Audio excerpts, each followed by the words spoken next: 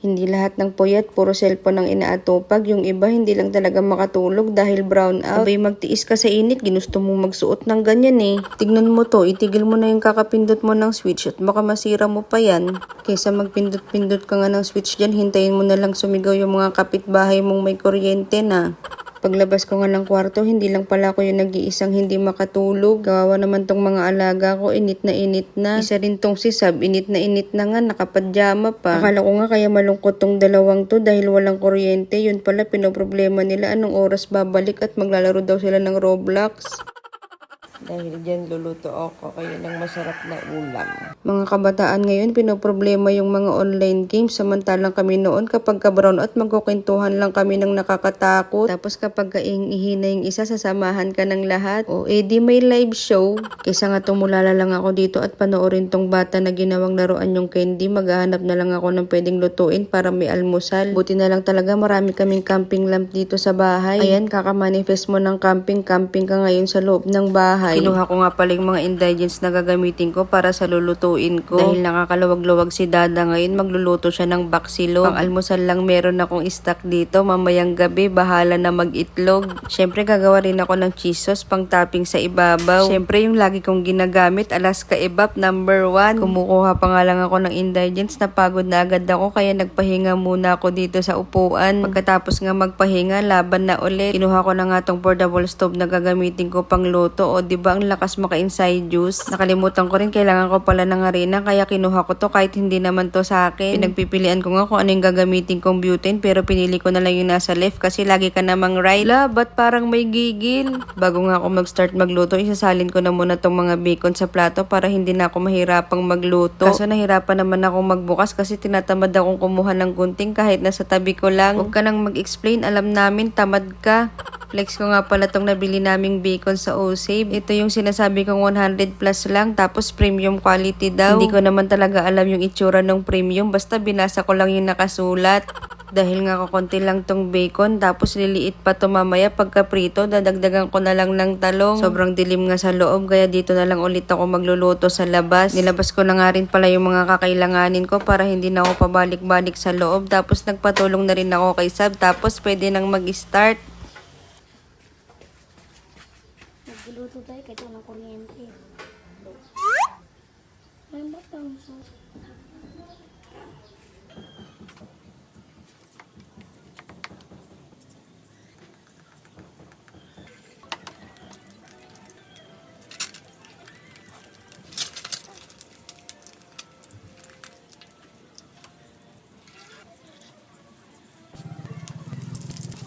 Thank you. Ay!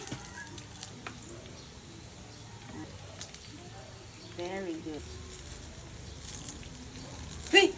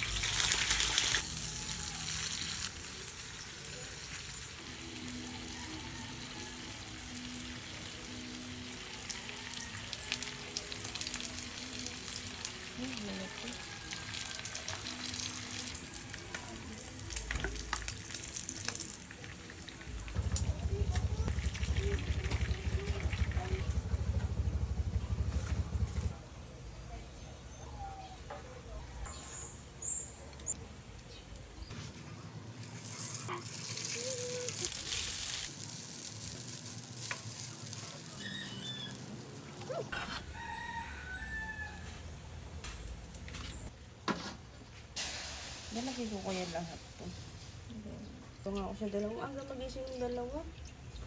Hindi daw makatulog. Baka. Bus din naman agad kagabi.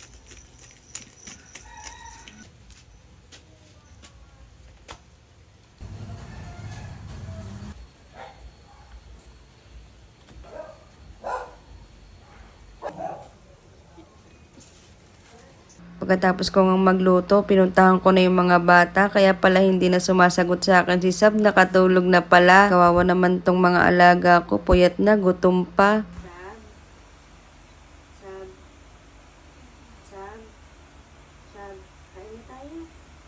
Kain na? Gutom na ikaw? Ha? Kain na? Umaya ka na lang ulit mag-sleep.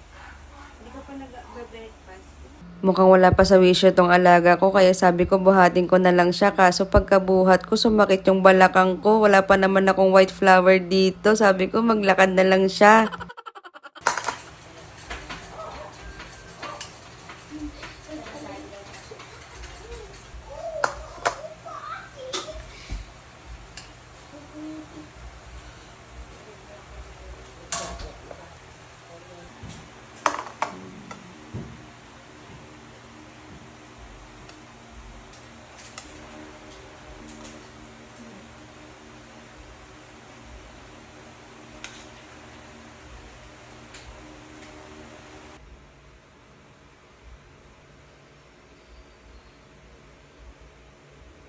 Kids, kain na.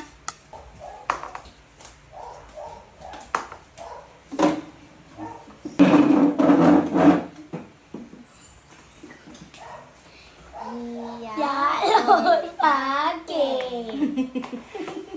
No, Ria. Pake. Magtitinidor kayo? Apa? Alo ganun. Ito pa nina. Thank you po. Thank you po. Hindi masarap? Sarap. Saktong-sakto nga pagkatapos kong magluto, may kuryente na kaya pinauna ko muna tong mga alaga kong kumain. Magtatrabaho nga muna ako at marami pa akong hahabulin. Habang kumakain nga tong dalawang alaga ko, may naririnig akong umuubo kaya napapatawa pa ako kasi nagtatawanan sila. Yun pala. Oh, ano yan, babe? Tubig. Sa ano? Lababo. Sa lababo. Ano nangyari? Hindi ata niya nanguya yung bacon. Hiyain mo yung bacon. Hiyain mo, babe. Hiyain mo. Nalunok mo na? Tubig. Riyan pa. Hiyain mo, babe. Paano Yung, po ba tsaka pag di- hati-hatiin mo. Paano po ba pag di nalunok? Pag kasi hindi mo kinuya, buo siya sa ano, sa napapasok, nakakaano yun, nakakasani. Riyan. Uy, magpakalubas pa sa ilong niya yung tubig. Kagatin nyo kasi huwag malaking gutom yarn. Akin na, akin na.